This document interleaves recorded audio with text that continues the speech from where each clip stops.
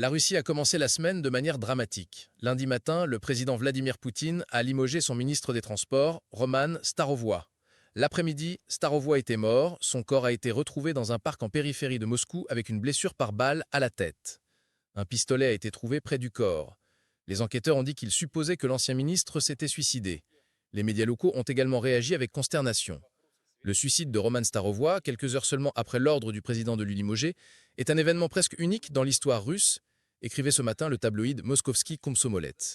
Cela parce qu'il faut remonter à plus de 30 ans avant la chute de l'Union soviétique pour trouver un exemple d'un ministre gouvernemental qui se suicide.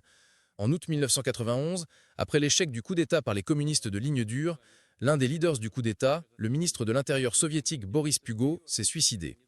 Le Kremlin a peu dit sur la mort de Starovoy. Le porte-parole de Poutine, Dmitri Peskov, a été interrogé sur l'affaire et a simplement dit « Les gens normaux ne peuvent être choqués par cette affaire. Bien sûr, nous sommes choqués. Mais nous attendons la conclusion de l'enquête pour répondre à toutes les questions. D'ici là, nous ne voulons pas spéculer. » Cependant, la presse russe a été remplie de spéculations. Certains journaux ont lié ce qui est arrivé à Roman Starovoy aux événements dans la région de Koursk, qui borde l'Ukraine. Avant sa nomination comme ministre des Transports en mai 2024, Starovoy était le gouverneur de la région de Koursk pendant plus de 5 ans.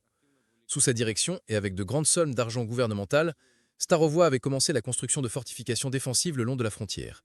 Mais elles n'étaient pas assez fortes pour empêcher les troupes ukrainiennes de pénétrer et de capturer le territoire dans la région de Koursk l'année dernière.